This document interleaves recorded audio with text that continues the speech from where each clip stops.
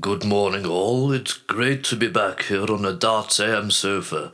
And even better than that, it's great to have the quite fabulous Miss Carla Bruni-Sarkozy back alongside me to give me a hand.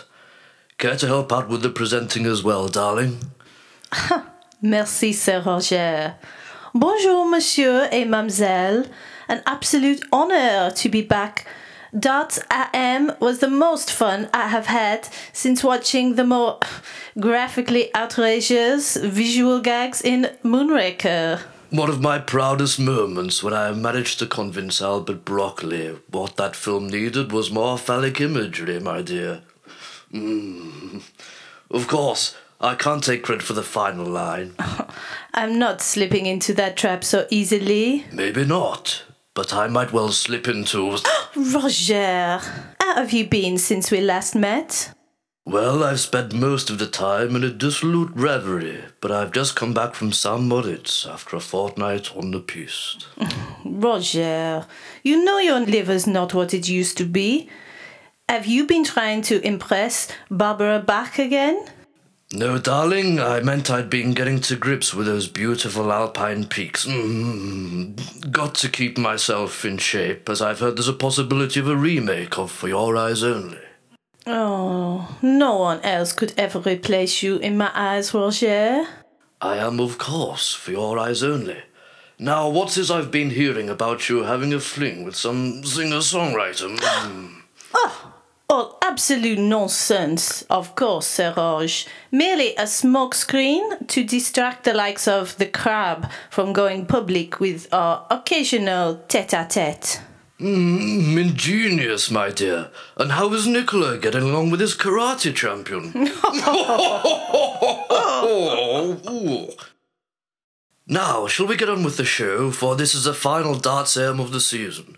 And with only one game remaining, what a year it's been. Oui, indeed.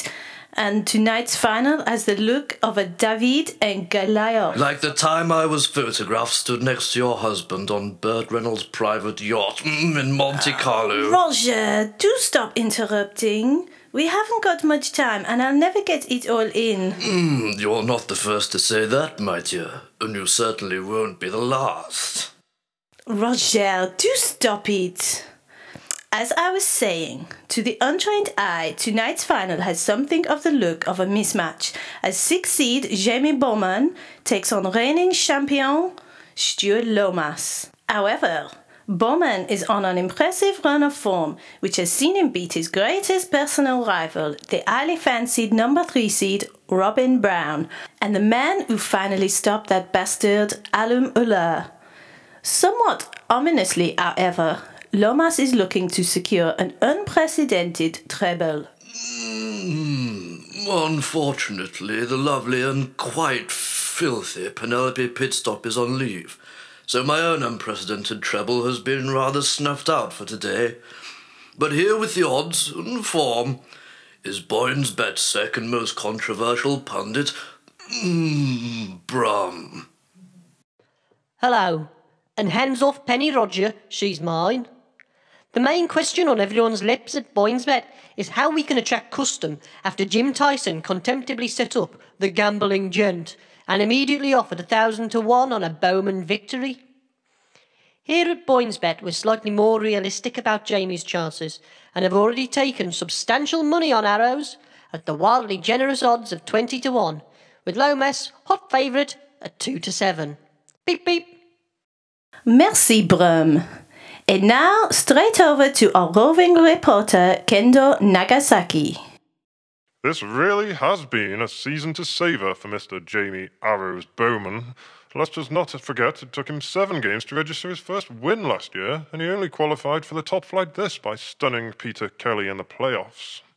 However, he now stands on the brink of the kind of greatness which could see him becoming a regular star on LWT's World of Sport. I met with Jamie at his secret training camp to see how he's feeling ahead of tonight's showdown. I started by asking him, do you think you've got a chance against the champion? Well, Ken, I think he's not the player he was last year, to be honest. I think a number of players have come close to beating him this year. Players as poor as people like Crabbe, Ewan have come close to beating him on a few occasions, and I think I've got a chance, certainly, if I play to my full capability. And Stu has an off day. I think it's possible that I could come through. Yes. So confident. Oh, you've got to be confident, Ken, before a cup final. I've got a good team behind me. I've changed my lifestyle. I'm feeling fit, feeling healthy, and I just can't wait. I'm raring to go. Thanks very much, Jamie. Thank you, Ken. I also met with reigning champion Stuart Lomas in his very similar-looking practice facility to see what his thoughts were on playing former pairs partner for the biggest prize in sport. Well, Mr. Nagasaki, the great thing about Jamie is he doesn't fear anyone. It doesn't matter how he's playing, he'll always go out there and give at least 100%. Any game he plays, he's a great man and a great friend, and hopefully it'll be a great final. Yes, the Slough faces Killer Ken tonight. We've heard from the players and the experts, but who will come out on top? Merci, Kendo. Heureusement, that's all for now. The action starts in the wings just after the end credits. Arrow, highlights, profile, Roger, re-entry. Enjoy the match, everyone. I'm afraid I may be a little distracted keeping the British end up.